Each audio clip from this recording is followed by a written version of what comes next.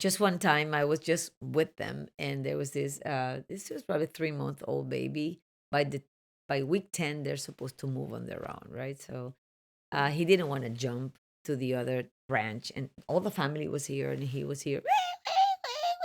Like everybody was like, "No, you can do it. No," and they waited like for 20 minutes, and the little kid he just wouldn't jump. It was and we were just looking at all this like that. And then like the mom is like, okay, whatever. Came He back, goes, picked him up, and moved. Like, let's get out of here. Welcome to Saving Wildlife with me, Sam Williams. This is where we get to hear from amazing conservationists about their life and work and all the incredible things they do to save wildlife. Rosamira, it's wonderful to have you here. And I realized when preparing for this, I don't really know your backstory and how you got into conservation and working with these incredible monkeys. Well, I am the testament to the fact that conservation welcomes everybody and needs everybody.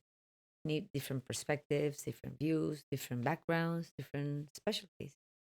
I was actually trained as an architect because that was. I mean, I really wanted to be a systems engineer because that was like the big thing. Oh, yeah? Like what everybody was going to be employed on doing computer stuff back then when I was a teenager, but it was too expensive.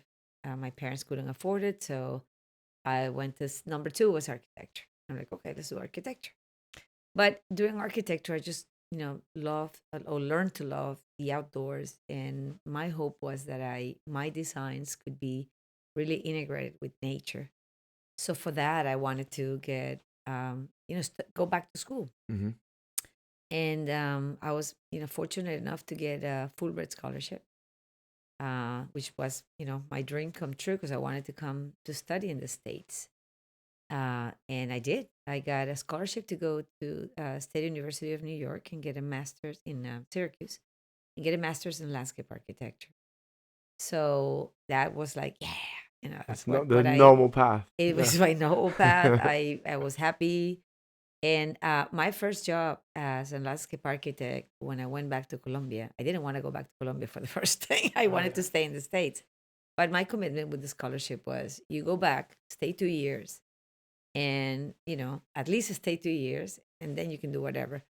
But after 2 years, I was already engaged. My first job when I went back to Colombia was as an architect at the zoo, landscape architect at the Barranquilla Zoo, Designing designing new habitats exhibits, and the new exhibits. exhibits, Yeah. and then they asked me to please do a master. It's a very small city zoo, but it was like ruined completely.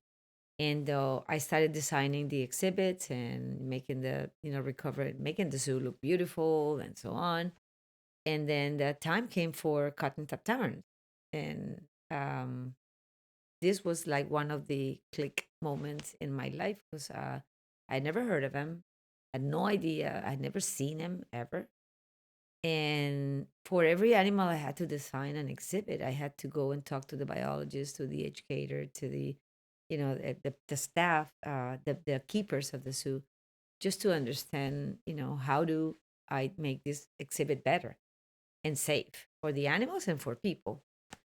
And then I had to do research, and I'm like, what? This animal only lives in this little corner of the world. This is it.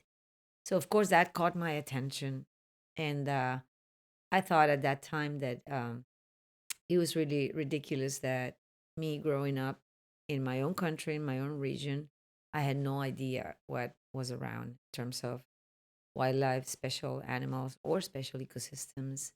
So that was like, why we don't get educated about this? And then out of the craziness of life, I ended up being the director of the zoo. I was appointed as the Oh, director of the yeah. zoo, and then I said, well, cotton tops are going to be my signature, my key species for all the zoo education and the zoo awareness and the zoo outreach. And that's how I met Dr. Ann Savage. And then when I was kind of like ready to leave the zoo, she's like, come here, come work with me. And that was 18 years ago. So Wow. it is a very weird path. But it's taken me to where I want it to be, for sure. It surprises me actually because I know you for the strategic planning stuff. Like that's one of the first conversations I remember of us Yeah. having, and I learned a lot. And you were really advocating for strategic planning in conservation, and so I had this impression you were one of these people, which I'm totally not. But you had a plan from the beginning for your personal career, and that this was like I did have a plan for my personal career. It just wasn't it just that. didn't. That's Didn't work another like testament that it's okay if things take a different direction. right. Because I think, yeah, you're right. You're right, Sam. I mean, one of my first personal achievements was getting that scholarship, and I was in my early 20s. Mm-hmm. So to me, it was really, really empowering to say, this is what I've been dreaming on since I was 15, and I just got it in my early 20s. So hey, I can just plan and get wherever I want. Right. And even though things turned in a different way, I am where I wanted to be. Right. Because uh, I grew up in a home with parents that were educators, and my father was he taught philosophy, literature, and grammar, Spanish grammar. He was from Spain, and he was very inspirational. He was like, do something with your life that gives something to humanity. Don't just kind of like go through without contributing to humanity in any way possible. And my thoughts were in a different direction, but where I ended is actually much more inspirational, Yeah. and certainly making a difference for at least for the little monkeys and the people that are Yeah. protecting them. So go figure. That's nice. I like it because it's. I've read some stuff recently about well, there's a book called Moral Ambition, and it's this that we're wasting talent in all these you know jobs focused on making money, Right. and we need that talent for things that your father advocated for Yeah. for making a positive impact on the world. And Yeah. I hope that becomes a bigger movement because I feel like we need it. Yeah, conservation needs it. And let me tell you something else about this strategic planning thing, because you probably know that as part of strategic planning, you need adaptive management. Right, sure. There you go. Sure, yeah, yeah. So this has been all about adaptive Adaptive management, management, yeah. without losing focus, though, Right. without losing the north, I guess.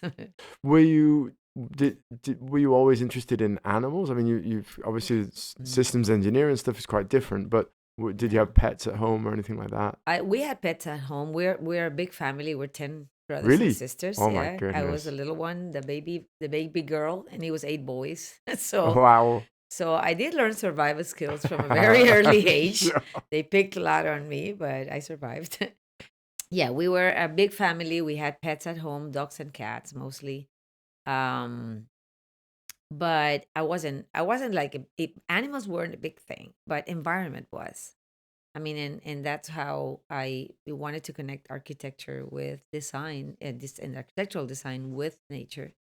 So in I got inspired by a few like key um architects like Frank Lloyd Wright, who designed this beautiful waterfall house in Pittsburgh.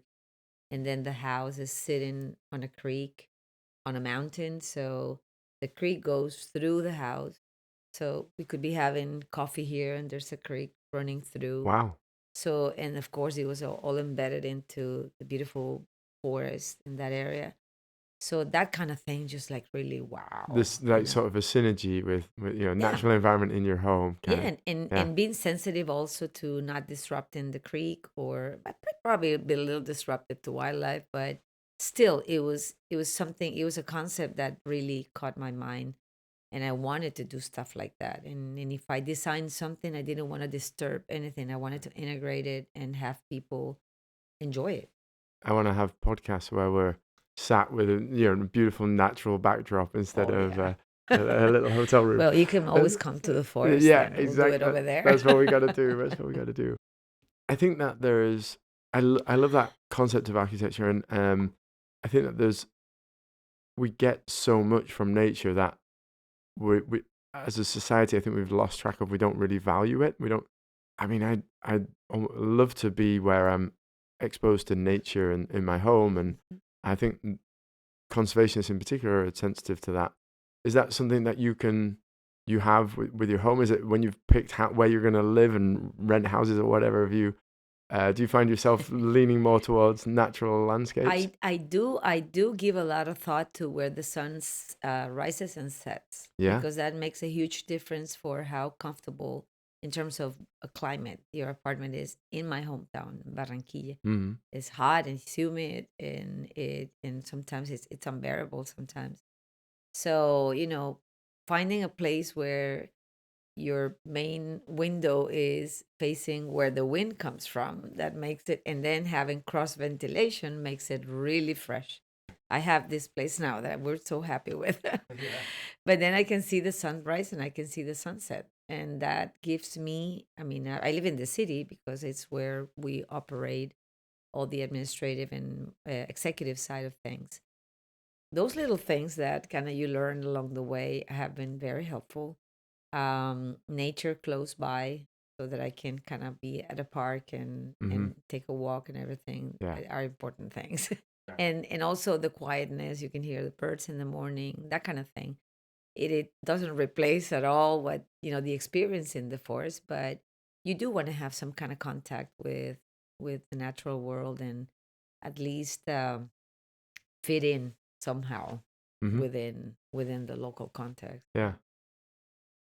Going back to um, growing up Yeah. and your career path that's brought you here, is there anything that you kind of wish you'd done sooner, or uh, anything you would do different, or are you kind of happy with how you've got here? No, not at all. I'm very happy. I think that I think that's a great when you're advancing in life, it's a great feeling to just feel like you did everything everything. I mean, that you're happy with how the path went. How it's worked out? Yeah, yeah, it's worked out. I think I've focused a lot on my career in my mission that I chose to have as a mission, and maybe I worked too much, but and then when I realized that maybe it would have been nicer to do more travel just for fun, not so much Right. for work and that kind of thing. But I was very lucky that my job has taken me many places. So I've been able to. I'm working, but I've been able to be out there, and to me, it's such a such a fortune to love what you do, because it really doesn't feel like a job. It's just, I know that's not the healthier recommendation that you work so much, but I just feel Yeah. I mean, I tell I have a one daughter, a 21-year-old daughter, and I tell her as she finds her own path that just look for something that, I mean, to me nothing is better than getting up in the morning and wanting to go to do what you do. Yeah. And I think we all underestimate how very few people have that luxury, because there are people that are miserable in life getting up every morning and going to a job that they don't like, or that they don't want to do, or they would rather doing something else.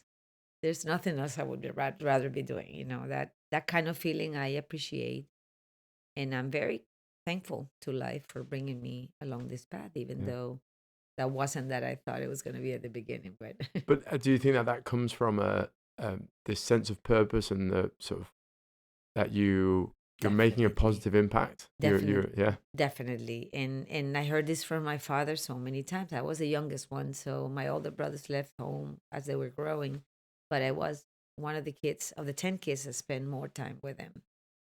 And it was like he was very disciplined. He was very demanding in terms of academics, so I had to kind of get the best grades and excel at everything I did, finish everything you started, that kind of thing.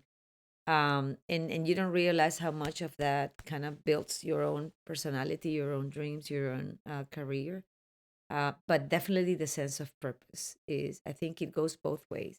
Makes you look back and feel happy about what you've lived, but also gives you peace into into when you advance in age too, and happiness every day of every day of your life. Yeah, And you have made a difference for cotton top tamarins and thankfully. and the ecosystem there. Let's talk about those little guys a bit. They're kind of they're familiar to us a bit. I think their situation is kind of similar to scarlet macaws, which are familiar because they've been traded so much. Yeah. And I was wondering, well, how many cotton top tamarins do we have left in the wild? Yeah, so the number we have right now is a roughly 7,000 animals in the wild. They only live in that very little strip of land in northern Colombia. So they're not found anywhere else in the country or in the world. So that's Right. it. Yeah. So that to me that made him very special because that we can use that to connect locals with protecting the species. Um, but the number itself doesn't necessarily say much. Is the amount of forest that is left is less than 8%. Wow. So when you think about having a large home for your family, and then rooms start being taken away, and Yeah. then you end up with just a couple of rooms for your large family, then you're tight, and then resources are not enough, and then you're crammed, and you're in trouble basically. Right. That's what's happening with what's happened with cotton tops for a very long time, and more than because they're very resilient. They reproduce. There's no major barriers to their growth as a population. It's just that they don't have a home, Right. and so yeah, they're very much like us humans. They live in family group. The one thing is very special about them is that they're just 1 pound, so Yeah. it's a little, fussy little thing with a long tail, and the hair is just like what stands out, Yeah. just like really Einstein style, kind of crazy rock star.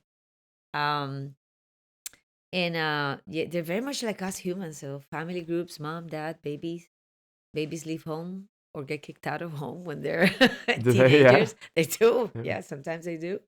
Um, yeah, you have to kind of go find your own family. They're very territorial Mm-hmm. too. Yeah, so this is my So it is home. really a limit. Like It the is amount of habitat really very limits limited. them. It limits them, and it really influences their access to food, to shelter, and their growth as Mm. well. So that's what they're facing is mostly habitat issues. Yeah. When there's habitat and we're talking about dry forest, so and this is seasonal dry forest or Yeah, it is seasonal. So, depending on where you are in the north region of Colombia, you may get like two very distinct dry and rainy seasons. In other places, we've learned as we have expanded our work that sometimes you have a little bit of rain in May, April, then a dry spell, and kind of like um, May, June, July, and then August, September, October, November, lots of rain. So it's like four different cycles, Right. but it's always a very dry, harsh cycle. No rain, not a drop of water, and then the trees fall, drop their leaves, and it looks like it's dead. And then it just a couple of drops of rain, and it's yeah, all like blooming and it is green. like a rainforest. In It that is like a moment, it's like rainforest, just yeah. lush and things. Yeah, But I've had people come and right in the middle of the rainy season, they're like, and it's like dry forest. yeah, Dry forest my ass. This is not a dry yeah. forest. Look at all the mud, the rain. It's like, well, come 6 months after today, and then you'll see it Yeah, all dead. yeah. And do you find that there's not a lot of stuff growing on the trees, like epiphytes and things, because they can't make it through the dry period? No, they do. Or They yeah, hang. Yeah, they actually there's epiphytes and all sorts of little creatures. They adapt. right, Even okay, cotton tops, like when they feed from fruits, and the fruits come out when there's the rain and the trees bloom and yeah, all that. But during the dry season, they increase the consumption of insects for okay. protein, So or they eat a bit of they both. adapt. Yeah, and yeah, they're Omnivorous, omnivores, yeah. and they also in that time of the year they also wait for any like woodpecker that digs a hole in the tree and then starts bleeding sap or resins. Resin, yeah. That those are very high energy and they love it. So they start licking that one, Oh yeah. eating insects, and so they get by those 3 4 months. They lose a lot of weight, so their fertility goes down. And then when the rains come, there's a lot of food in the forest, so they're happy. They're And eating a lot of fruit. presumably when they're catching insects, they're zooming around the trees. And Yeah. is there a tail kind of for balance and stability, Tail is or for is balance it for is? sure. Yeah. Yeah. Okay. They don't grab on it like spider monkeys do. This is only just for balance. Right. And you see them kind of jump in and how they kind of like do it. It is clear that it helps them Yeah. kind of very move very smart through the trees and the branches and the vines. They love the vines. And yeah, so it's very useful for them. When you see young ones, are they? Is it fun to watch them? Are they as they build up their It's a lot. skills? It's a lot of fun. Yeah, that's. I mean, we have a group of assistants that are, I mean, not 24/7, but 100% dedicated to tracking the animals. And we have a few of them that have been doing this for a long time. So they are. It's like they're watching a soap opera, you know. So they Right. know Okay. who everybody is, and they know their personalities, their behavior, and it's to me it's like the most fun thing to do is to just to go see the monkeys with them and just to be silent and listening to them and just letting them tell the Like a story. commentary. Oh, that's like, did you see this guy doesn't stop begging for food, and then he gets kicked out, and and then when they're learning how to move on their own, they keep kind of kicking them out of their back. Get off there, walk, you can walk now. And then they start crying because they don't want to walk. And I Yeah. was like, no, you need to walk. They do have vocalizations, and the team understands perfectly what's happening. And just one time I was just with them, and there was this was probably 3 month old baby. By week 10, they're supposed to move on their own, right? So he didn't want to jump to the other branch, and all the family was here, and he was here. Like everybody was like, no, you can do it. No. And they waited like for 20 minutes. And the little kid, he just wouldn't jump. It was, "Ah," and we were just looking at all this like that. And then like the mom is like, okay, whatever. Came He back, goes, picked him up, and moved. Like, let's get out of here. You're not ready yet. too impatient. Yeah, but all of that, I mean, it's just fun to, and their behavior is so similar to ours, which Right. is, so it's easy to Well, connect. that what you were talking about is Yeah. kind of parent conflict, It parent is. offspring conflict with It just like that, and teenagers and or brothers fighting yeah. and or playing, and then you're grooming, you kind of like hanging out and grooming with your partner, and then somebody comes and kind of like shakes you, or I want you to groom me now. It's my time Oh now. yeah. All that kind of stuff. It's just, I mean, it's like ours. So Yeah. I mean, and that has become very helpful in us connecting audiences with the monkeys Right. because you can relate. Do you see if there's differences in how they behave across this area where they're found? Are there is it all pretty similar, or are the ones in the east doing things a little differently? Is there a sort of cultural difference? What has been notable is that when the forest area is the smaller the forest fragment where they live is, the more territorial fights you find. So you hear the animals because there is a vocalization that they use when they're fighting for territory. And more, it's more often because, I mean, a downside of what we're doing in certain areas is that if people are not coming in um, to hunt the monkeys because we've presumably done a good job or hopefully done a good job, then they're gonna continue to reproduce. But if the forest is not growing, it's gonna be a problem. It's like too many people moving into this house complex. At some point, it's gonna be a problem.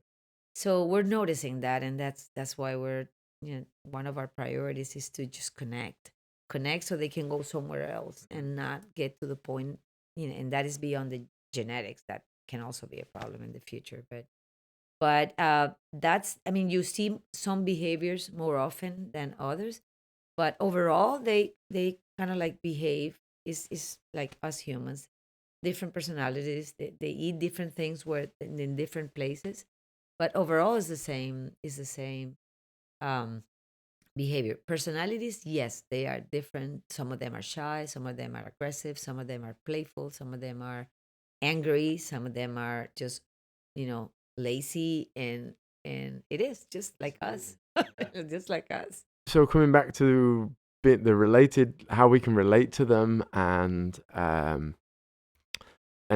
how that can be really useful for outreach. Um, there, the cotton tops were traded a lot and they were kept as pets, but pretty misunderstood, I believe. Is that so? They don't really make a good pet, do they? Not at all. I think the fact, being very charismatic little monkey, and the lack of awareness or knowledge about it is what has, basically put them in the brink of extinction. Because born and raised in my hometown, in my country, and I never knew that these animals existed. So, like, if I would have run into, oh my God, yes, I would love to have one in my house, and I had no idea about it, then of course that doesn't help. But it is more a matter of the economics in rural communities. People just hunt whatever they can put their hands on and sell it, and people buy it because they don't know, and that becomes a huge problem. So yes, cotton tops have been hunted for the pet trade. In the 60s and 70s, they were massively exported to the US for biomedical research. And that was like the beginning of the whole issue of their kind of dropping down the population. They were a lab animal for the study of a cure for colon cancer. And as far as I understand, that came about at the same time that AIDS was, kind of like discovered, I guess, or came out in the news. So all the research went to AIDS, and no more research to colon cancer. And these animals were in labs, and they ended up in many zoos in the U.S. and Europe. Yeah, I think they're familiar because they are in zoos, aren't they? Very popular in zoos. Is, is there even is there a possibility there's more outside of Colombia than there is in Colombia? No, but the numbers are a little impressive because, our numbers in the wild is 7,000, and cotton top tamarin population uh, in the Exito, in the stud book that zoos keep, it's about 1,700. It's a So lot. it is a lot Yeah. because they reproduce well in captivity. I mean, they're if they're well fed, well taken care of, they reproduce well. So they have expanded in the zoo community, but that's how it all started in the 60s and 70s. That's what the bibliography says, that at least 30,000 cotton tops were taken out of Colombia. Wow. So when you think about, that's the only reference number we have from the past. So if there's 7,000 now and 30,000 were taken out, 30, 40 years ago, 50 years ago, you can see that it's been a big drop. So, but yeah, they continue to get hunted for the pet trade, not so much internationally anymore. So it's more like a local trade within Colombia, and that's one of the things we're fighting, because that's the other threat. So it's forest loss, forest habitat loss, and the pet trade, and we're kind of tackling Tackling it both at all. once. Yeah. Yeah, And and this is that interesting challenge of urgency versus long-term solutions. yeah. And you kind of how do you as the the the director, um how do you balance those things? Well, because yeah, we know that we all know conservation doesn't happen from one day to another. And that is, we share with colleagues and friends that it's a long game. You really need to think both short term and long term, and have ways to measure how you're moving into your goals. But if you teach kids, you're gonna have to probably wait a few years to see the result of it. But it is critical, because when they become adults, then they will make those decisions of buying or not a cotton top or keeping it at home. Um, but it's requires patience. It's require long term planning. It requires trust and belief that it will make a difference. Same with the forest. When you're planting a forest, you're planting it now, but in order to go back to what it was, it's at least 15, 20 years. So I think my big challenge in life is to learn to be patient. Right? And I've identified it. I see it that it comes to me from all over. I need to be patient with you, Sam. No, I'm just kidding. I'm sure. Yeah. No, it seems like it's a life lesson. And You know what my dog's called? It's patience, called Pat. Pat, for It's a patience. guy. Patience is a bit of a girl's name. So you go But through the same thing, yeah, right? All absolutely, right. Yeah, absolutely. it's gotta So be harder it's for a you then. reminder. It's a daily It's reminder. a daily reminder that, yeah, especially in conservation, it requires a lot of patience, Yeah, on all different levels. I think it also, um, as you build a team and you're bringing people up and helping them gain skills. I think there's because we feel this sense of urgency and we've got to get stuff done. It takes quite a lot of patience to give people the time that they need to grow. And you've how big is your team now? Yeah, no, you're right. We're 50 people now. 50, Yeah, 50 right? people now. And you've seen all sorts of growth with Yeah, through them, I'm yeah, sure. exactly. And to me, it's been. I mean, in our organization and in Proyecto Tití, I've always preferred giving the opportunity to young professionals or young assistants. I mean, we have a very big mixture of people with experience, especially in the assistant side. But professionals that come out of the university find hard to find the job, and they love, they have passion, they have drive, and then I've always done better with that profile. But then you need to give them time to understand what is it that we do, and every so often they move on. But um, but you do want them to take good ethics and the purpose. If it's not cotton tops, hopefully it'll be another species or ecosystem or another cause. But yeah, it requires patience, the training, the understanding of the organization, the synchrony of all the things. But it's what it takes. You can't fight that. Yeah. Gotta be able to give it time and do a lot of yoga. And I don't do yoga, but I do meditate Yeah, every yeah, day. yeah, When I see the sunrise in my little place, it's like, yeah. okay, I can do this. It's one day, one more day. Right. It does, but it has been like constant reminder. And so with the team, um, you're building these young conservationists. You're helping Yeah. them grow. When you're picking people, we talked yesterday about Succession. succession and the people that bring the energy and the soul. Um, are there particular things or particular values that you're kind of looking for when you're thinking, okay, this person has a future in conservation? Definitely the passion. I mean, I can see, there is a saying in Colombia that God creates them, uh, and they themselves come together. It's like you find that it's like a magnet, and you can see that through all levels of our organization, and I think that's great. Because passion to me is, I mean, if you have to work an extra hour, uh, out of your schedule, you do it because it Yeah, is important for the monkeys, the organization, and you're not kind of like giving your manager a big deal about an extra hour, right. Or clocking off. Oh, it's or five clocking us o'clock. up. I'm I'm gone. going I'm gonna home. leave it. Yeah, Yeah, we don't have that, and that's good. And I think I definitely passion for conservation, for animals, for the landscape, the forest, the habitat, and just eager to learn, because we've been around for a little while, and that gives you lots of learned lessons. and yeah, and if they use Proyecto TT for it's part of their experience education, and but they use that later on, then that's a huge gain because you've trained people that are going to continue with those ethics wherever they go. Yeah, that's very generous, isn't it? It is And very that's the yeah. challenge because I've met some of your team that I know have moved on, and it hurts in a It way. I mean, hurts. It does. It does. It hurts.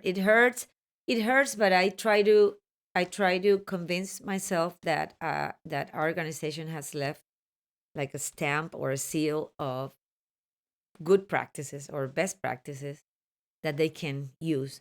And I've had a couple of them come back and it's like, wow, I didn't know what I had until I decided to move on. This organization I am is a mess. It's like, well, Yeah, help them. You yeah. know how to do things right. So I mean, that's what we try because it is like a school in a way. Um, but no, in terms of succession, it's also, of course, we all, you you're facing it, all of us, as we grow or advance. Worry about that. But I was chatting with some colleagues last night, and we were reflecting to the fact that if you have a good administrative structure and everything is in place and people know what they need to do, if at some point you're taken away, you trust that all of that is like the scaffolds are well placed and very strong, so somebody else can step on. And even if you don't get to choose somebody, there is a strong enough and solid structure that somebody else can come pretty quick and say, okay, what's going on? Okay, got it. All right, let's keep moving. And that's my hope while you see that person come in Yeah. and make a decision. But I think that's also the understanding that that person's not going to be you there, but yeah, they might be an earlier version of you, or they're in certain skills. They're not as experienced, but they have the potential to grow different, maybe and better. yeah, I mean, I tell everybody in our team because at any given point, any of us leaves or wins the it's gone lottery. or wins the lottery or decides that they want to do something else, then somebody can come and do it as you're doing it, maybe worse, but maybe better. Mhm. So, nobody is, the word in Spanish, imprescindible. I don't know the word in English, but Irreplaceable. irreplaceable, Yeah, right? Yeah. yeah. So, yeah. Your generosity there in terms of and sort of the outlook in terms of staff moving on, but then contributing to sort of To the other, global yeah. improvement in a way. Um, that immediately rings home with stuff you were saying about your father and the philosophical viewpoint and things. Do you think that that's come? I hadn't, but thank you for pointing that out. Yeah, he was a teacher. He was a very dedicated teacher, and he said two things that I recall constantly, and that his job was to find the diamond within each of his students. So there is a diamond somewhere in there. Sometimes you don't see it, but he helps this person find that. And if you somehow contribute to somebody to find their way or their diamond, then you've done a good job, I guess. But do you think that in your leadership that you're bringing that out in people, that you're doing that same thing and Of teaching as a part of your leadership, as maybe not just skills but also the culture and the ethics? Yes, of course, and we have discussed this a lot. We do have somebody that helps us with the HR management because we're a big team now, and I used to manage it before, but it gets overwhelming, right? And it is that you lead by example. So if you want the organization to have certain values, you're the first one as a leader to show those values. And in our case, I value. I mean, one of our values is respect, and then respect is treating all forms of life with respect. It doesn't matter if it's a tough time, then you need to have a hard conversation. But if you do it with respect on both ways, then it can be a good conversation. Um, and then the commitment, the hours, the drive, the passion. I hope that's an inspiration to others, and if it is, then that's what you need to do as a leader, is just inspire others within your team and outside. Of course, we want to inspire people to donate to our cause or to help our cause in any way, but it has to start from the inside. And then if you leave that kind of message, that you lead by example, then you hope that people are really aware that whatever they do can influence others for good and for bad. It's good leadership, bad leadership. um but yeah, it's also a subtle education in values and ethics and commitment, and of course the passion everybody brings it with it. So hopefully that would be something else that you can contribute to humanity in a Yeah. way, right? Yeah. But yeah, Absolutely. it's definitely, my father was very inspirational. The other thing he said, and I remember all the time, is that happiness comes when you find something to feel enthusiastic about. And Yeah. so it's like, all No, right, I'm clearly, good. yeah, you've got I'm that. good. I've That's got nice. that. Yeah. Check. Yeah, exactly. Right. Going on values, are there other core values that you sort of live by, or the organization sort of Yeah. embodies? Yeah, we did that exercise with the team, but overall, beyond respect, because I do want everybody to treat themselves right, to be kind to one another, even though even if the in the worst of the times. But I think for the kind of work we do, honesty and transparency. Um, we live in a country that is hit really hard with corruption, with polarization in many places now. But corruption it's something that I've wondered about many times, on how to end, how to battle, how to fight it. But it is such a hard, you know, aspect that has permeated through so many levels of our society in Colombia. And I know it happens in many other parts of the world, but Colombia, where we live, is like all over. You just and then forces you to play the game, and that really troubles me. But what I've decided to do is, like, within this little bubble of Proyecto Tití, we're going to be transparent, we're going to be honest, and we're going to honor the trust that the donors are giving us when they, hey, I want to help you. Doesn't matter if it's $10 or $50,000. It's the somebody is giving you their money for you to do their work, and then it's a huge responsibility. And I mean, I'm in charge of the fundraising as part of the executive director, and I try to convey that to the team, to the fact that, listen, what do you think it would happen if somebody gives you some money to buy new shoes, and you go to the corner store and drink it in beers? What do you think it's going to happen? Yeah, do you think this person is going to give you money again? No, probably not. Okay. All right. If they give you to buy a pair of shoes, and you just buy one, because I want to use the others, and yeah, no, I'll leave. It's okay. No, it doesn't work like that. You have to, and then show them that you got a real benefit with shoes, because now you can walk in the wild looking for the monkeys, and you're comfortable and you're okay because you have good shoes. And this is long term, and that is very short term. A Saturday in the afternoon listening to salsa and drinking beers. Um, and then I try to convey that, because it to me it's a huge responsibility, and the best we can do is show results with that, be true to that value. And same with the admin team, because in that context where people's like, do you want to do this or you want to do that? And it's like, what does the law say? This, just do that. Why are you asking me? No, because in this other company I work, we used to. I'm like, no, no. I mean, no, no, no. And then of course you yourself have to be the first one to, you know, do your administrative work as, clean and transparent.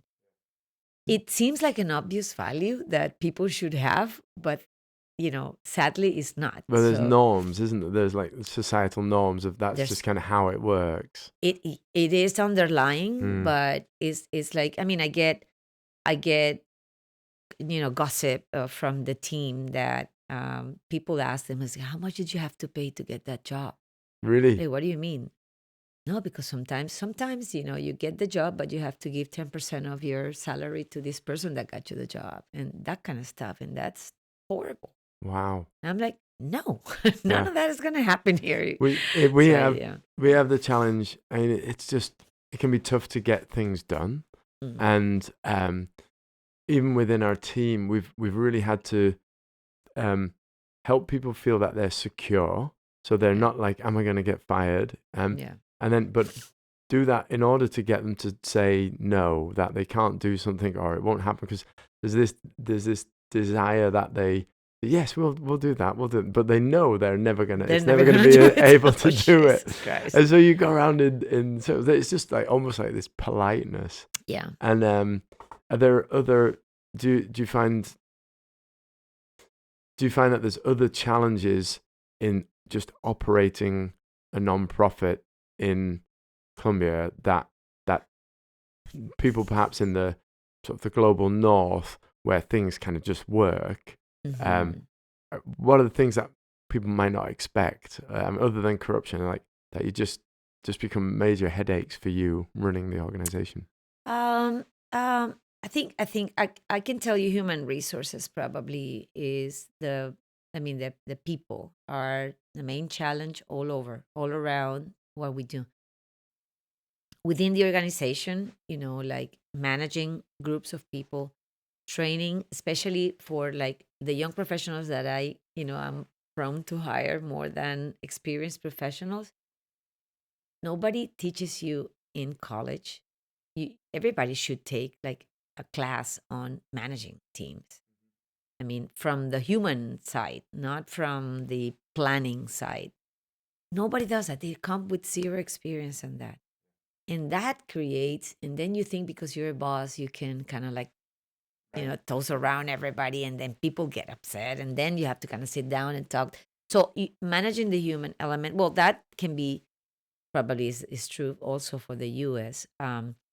But it is what gives me many challenges. And then not only within the team, but outside the team, people, people's expectations, people thinking um, that you should do this and you should do that. And then, no, this is not what we do. One thing that might be, but is associated also with government weaknesses and corruption, is that when you come to a community, it's very hard to gain their trust. So it takes time. It takes a lot of time. And when you design the project, you do, okay, I can do this in 12 months, and here comes month 10, and you're only starting because people were not believing that what you were going to do was true. Yeah, it's Very hard also. skeptical Yeah. because they have been abused over and over and N- over. and non-profits coming and going as well. Nonprofits and the government. Right. And they either come with a 3-month, 6-month project and go away, never come back. And they give him whatever they're going to give him, take a picture, sign a sheet, and go. Mm. And we're like, we're not. We're going to be here. We're going Yeah, to stay right, the here for, I commitment. don't know, until forever. So, but then when this old issue with the USAID, a lot of organizations had to stop working. Right, sure. So we were starting a project this year, and they were like, are you going to go away? You're going to go away too. So why do we go to these workshops? It's like, it's nonsense. And then gaining that trust, oh my God, Yeah. it's And required. that's super hard to fundraise for, presumably, because you can't, funders want to see impact. That's the thing. That is a huge challenge because you don't realize that there is a context that you need to, especially if it's a new area that you're working with. And then we've had to manage that with our donors. It's like, listen, this has happened. We're going to have to move this. I mean, it's okay if but this is a reality that people don't expect in a society that doesn't have these kind of challenges.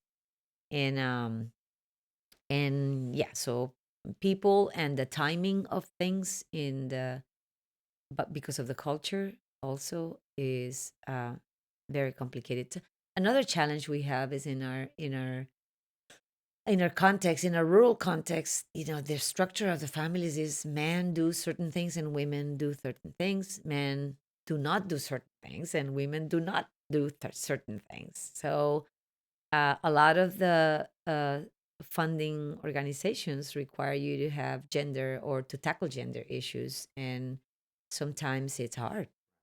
I mean, we would love to have more female field assistants, using the machete to go through the forest or clear paths or monitor monkeys or plant trees, but they're usually not available for that. They're either by macho pressure or because they never thought they could. Right. And I love squashing that, like, and showing, women that they're perfectly capable of doing stuff, and even even our most empowered women on our team, sometimes right, it's nice to kind of just push them, and they're, there's that, is sort of a sort of, it tickles me as, the discomfort of learning, where yeah, you're pushed out of your comfort zone, and then you realize, oh, I can do it, and I kind yeah, of I love that's it. a nice click to that.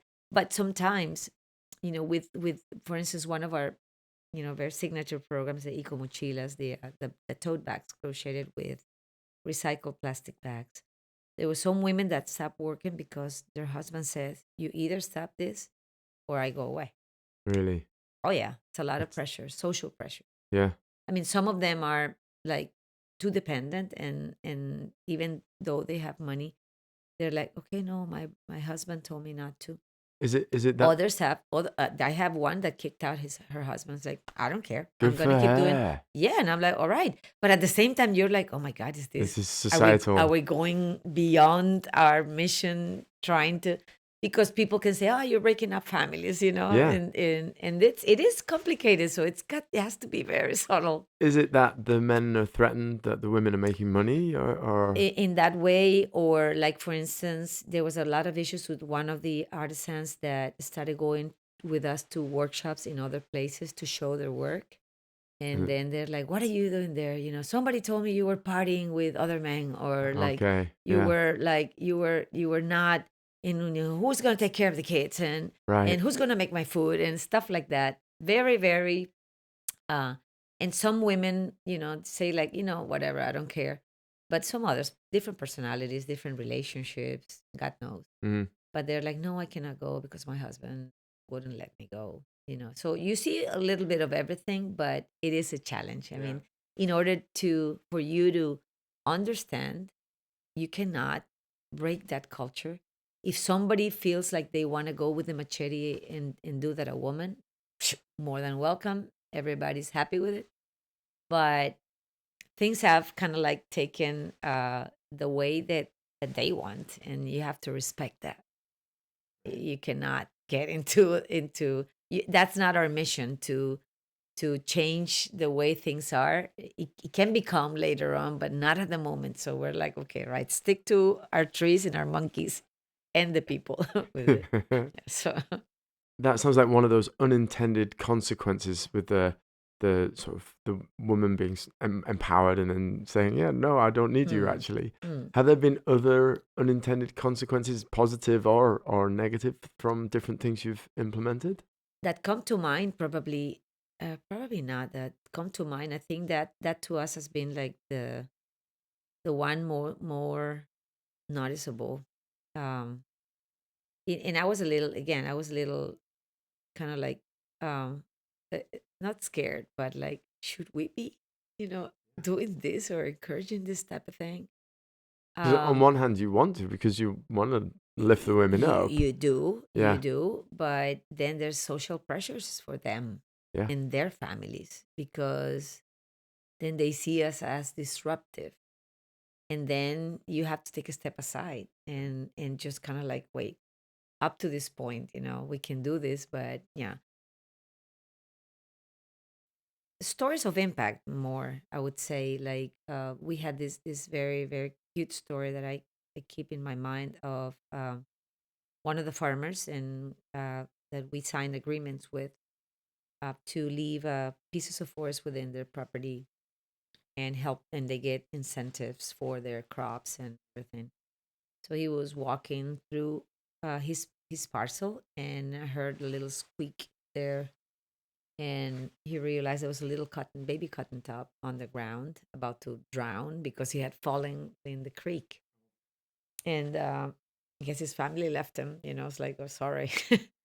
But he said, well, otherwise I would have just kept it and take it home and given it to my daughter. And but working with you guys, and I've learned all of this about the monkeys. So he called us and said, what do I do?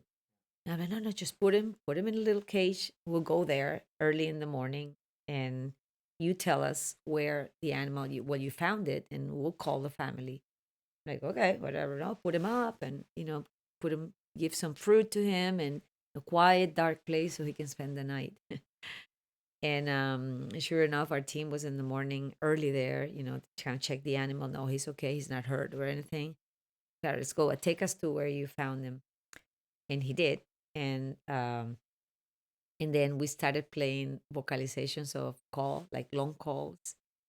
And like in 15 minutes, the family came. So we placed the little cage up there, opened the door, and sure enough, picked him up and took him, you Oh, know. And we were nice. like, oh, yes. But you can only do that kind of thing when it's immediate, when you have found it and next day you do. Or if it's some animal that was hunted for the pet trade and you catch it right there, you talk to this person, it's like, hey, that's not right, let's just go back. But this is when you see like all this long-term studies on the animal's behavior help conservation, because it's not knowledge for knowledge or for a publication. It's like, what do I do if I have this situation? And we know that they call each other and regroup with this call. We had it recorded on a So you actually know the vocalization that is like, exactly that, and let's that's get actually the together. one we used to count the monkeys and do the census. Okay. Yeah, Yeah. because we play two teams in parallel playing that vocalization, so that if you see them on this side, it's not Okay. the same group. So if you see them, it's just one group by Yeah. territory size, and then there's somebody counting. Right. They will come. I Yeah. mean, it's like if you're in your home and you hear somebody scream, you will come out to Yeah. see what Yeah. happens. So exactly the same. You play this call. There's like, hey, who's there? Who's coming to my territory? Then okay, thank you guys. 1, 2, 3, 4, 5. Okay, right, keep going. So, but that comes from years of studying the animals, sitting down, learning. Yeah. And again, it produces science, produces knowledge, produces publications, but more than anything, helps us, conserve and protect the animal. And he was a hero for a while, the guy that Hmm. saved the little monkey. I was Yeah. like, yeah. Good for him. That So, yeah, so it could be, I mean, it's not unexpected if you do a good job, but it's nice to hear back sure. from those stories and understand that it's kind of, it's sinking in people. Yeah. Did you? I mean, you got into this because of the cute little monkeys, Yeah, but now you're working. A lot of your work is with communities and with yeah. people. Um, but that how has it been for you to do that? Yeah, I mean, you're such a social person, I think so. Right. So I imagine it was kind of a natural thing for you. But do you find that to be especially rewarding or a little bit of a Very, surprise no, or very, I mean, very rewarding. But what I've noticed is the same skills or the values that I learned growing up and from that I was internally in our organization are key to that, and it's respect. Because people tend to think that you're coming from the city, you're the executive director, you're going to be demanding and distant and like that. And when you just kind of like get to the community, sit down, they offer you coffee, you sit down and talk about everything but conservation. How the kids and the red and the soap opera and the art team won yesterday, and you just kind of hang out and and then and same with people, with respect, one on one, or just like we're all people, doesn't matter where I come from.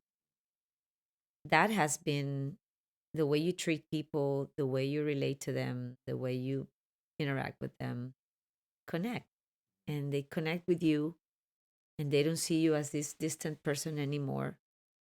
And then you start the trust gaining process, which is Yeah. also hard to do. And I've had to face situations where farmers are upset for one reason and another, and just being heard, with respect.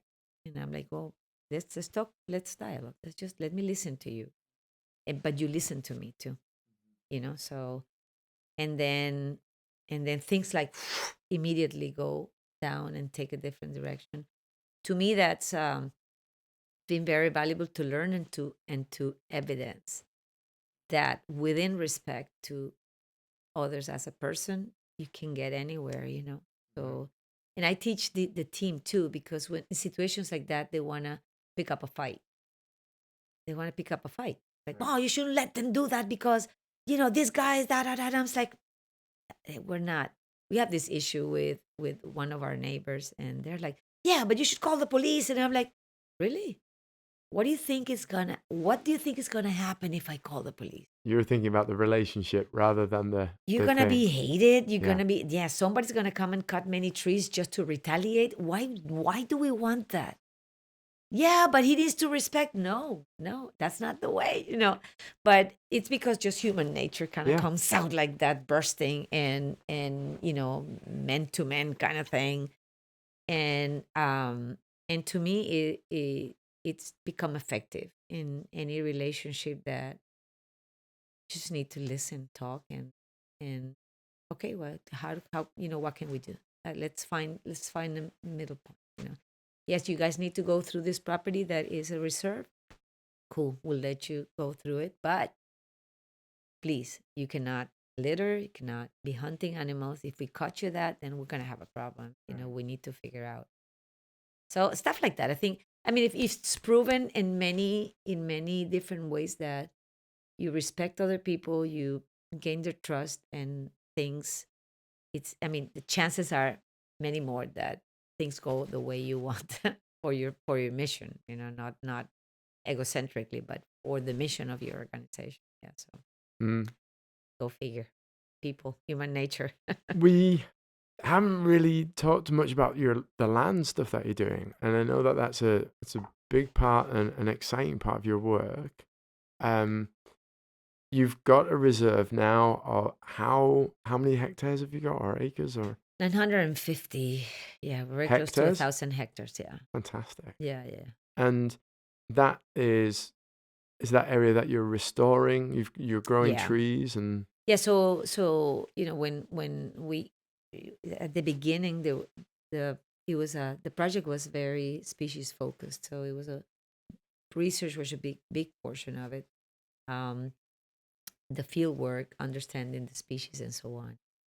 But now that we have learned so much and published and all of that, um, and you realize that the main threat is the habitat and the capture for the pet trade. But the habitat is like, we're not going to get anywhere if we don't somehow contribute to protecting the forest.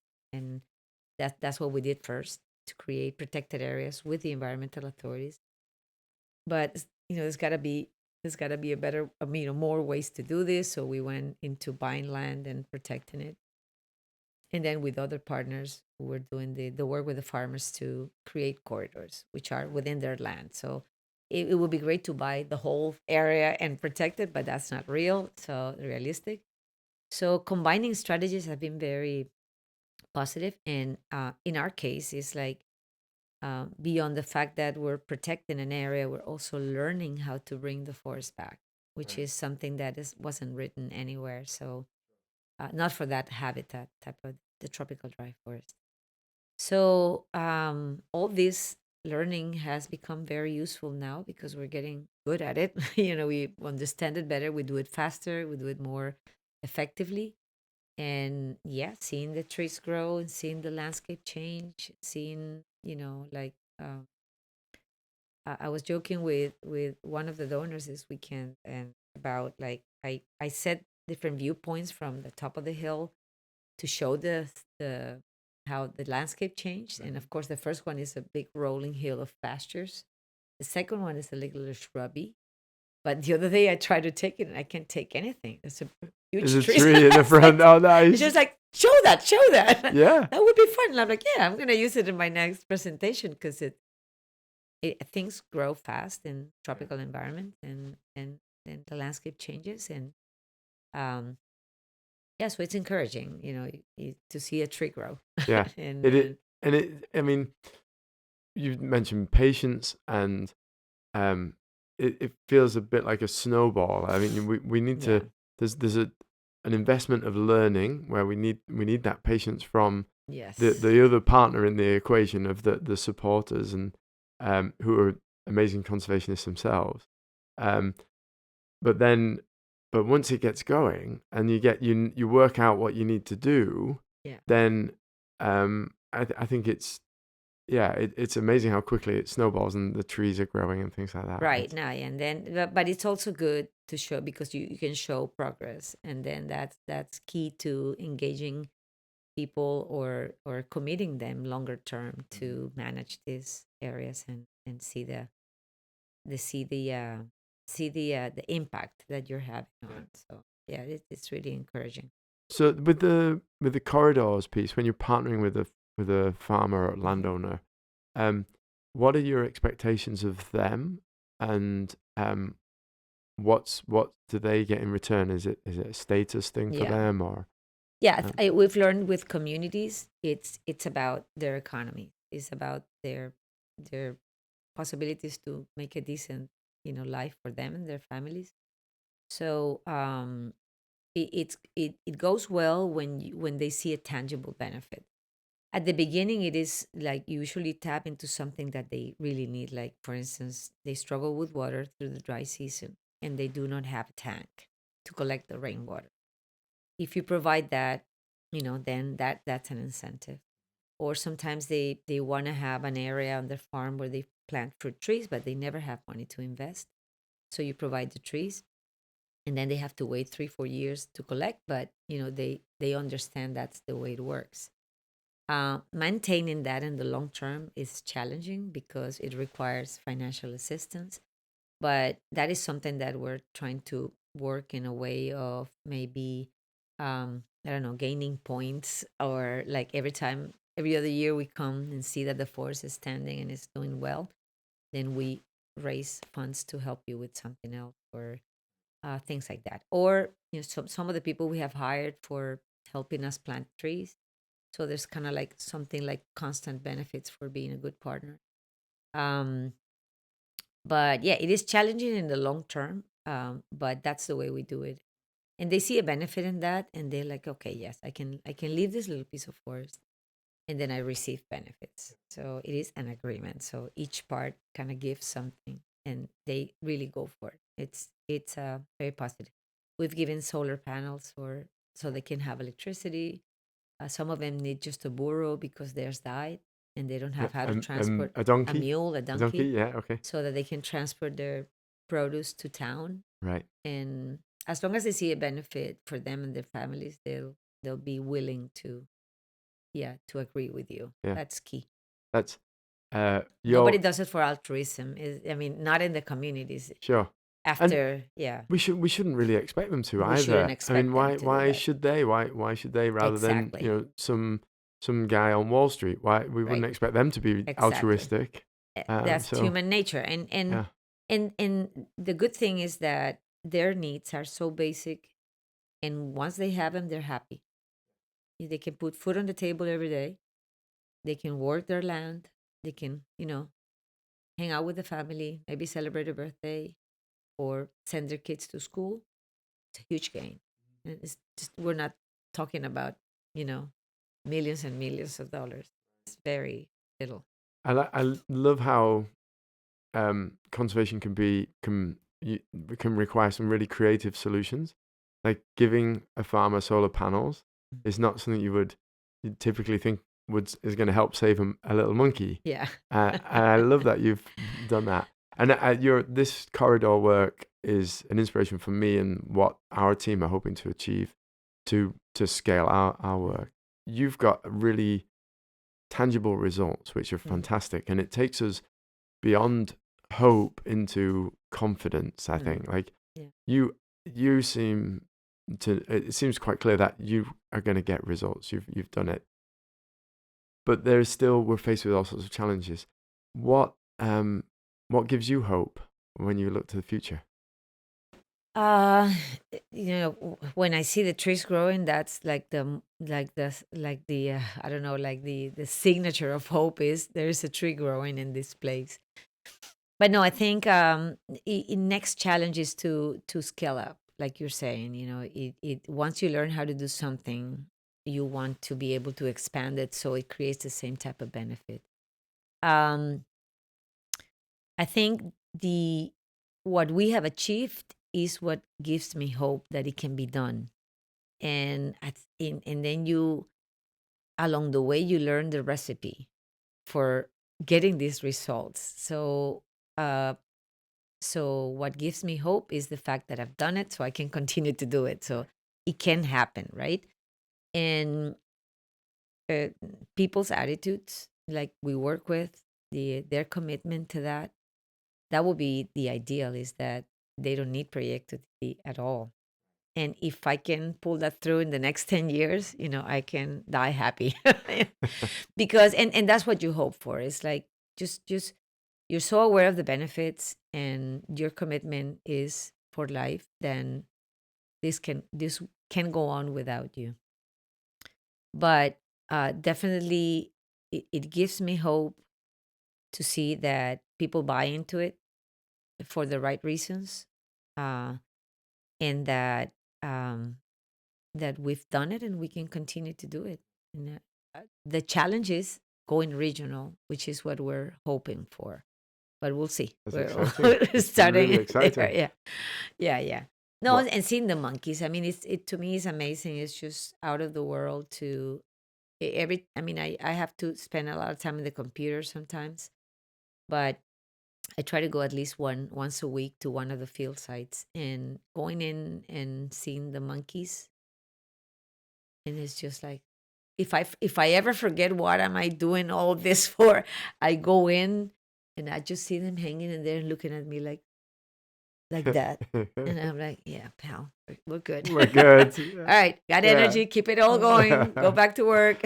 Amazing. So they give me hope. Yeah. Yeah.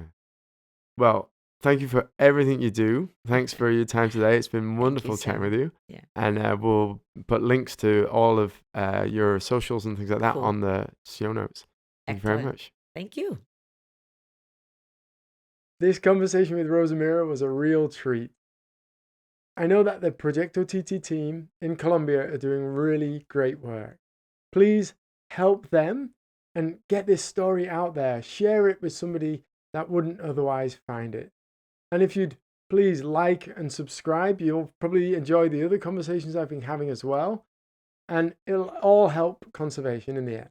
Thank you.